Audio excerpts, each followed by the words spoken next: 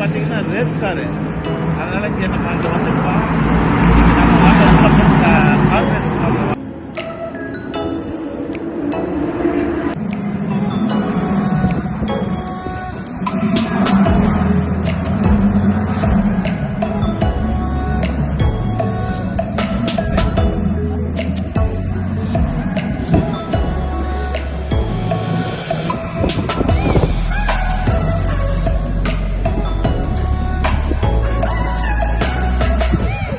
F4 car race ஆரம்பிக்க போகுது.